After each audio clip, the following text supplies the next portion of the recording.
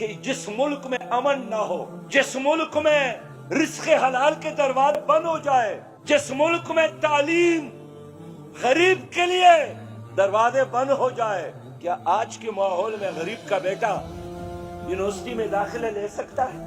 Hostel کے اخراجات، tuition phases, نت نئے طریقوں سے بچوں کو لوٹنا۔ میرے بھائیوں، اس ملک کا انجام کیا ہوگا؟ مجھے صرف یہ بتائیں۔ یہ جو بڑے بڑے نام آپ سنتے ہیں، یہ جو بڑے بڑے سیاسی لیڈر بن کر ٹی وی سکرین پر موجود رہتے ہیں، یہ لوگ مشکل وقت میں بھاگ جاتے ہیں۔ یہ گرین کارڈ ہولڈر ہے، ان کا کاروبار باہر ہے، ان کے بچے باہر ہیں، ان کے بنگلے باہر ہیں۔ یہ ملک آپ کا ہے، خدا کے بندو۔ علاج کیا ہے میرے پیارے بھائیوں اور دوستوں؟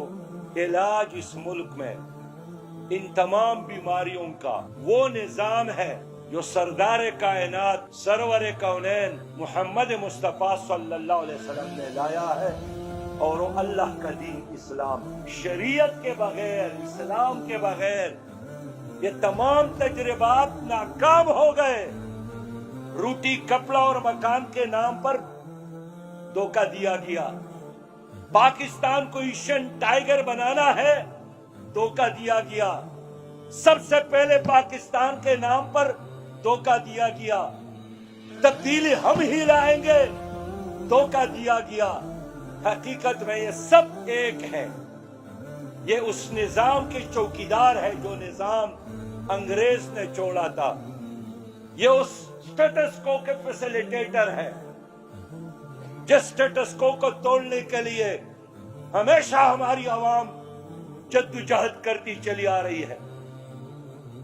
میرے بھائیوں، اب عوام کو اندھیروں سے نکلنے کی ضرورت ہے۔ اب ریئلٹی کو تسلیم کرنے کی ضرورت ہے کہ اس ملک کے معاشی مسائل کا حل، اس ملک کے سیاسی مسائل کا حل، اس ملک کی عدالتوں کا ریفارمز، وہ صرف اور صرف اس نظام میں ہے جس نظام کا نام اسلامی نظام ہے۔ جماعت اسلامی اسلامی نظام چاہتی ہے۔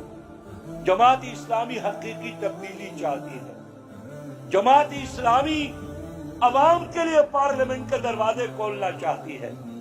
جماعت اسلامی محمود اور ایاز کو ایک صف میں دیکھنا چاہتی ہے۔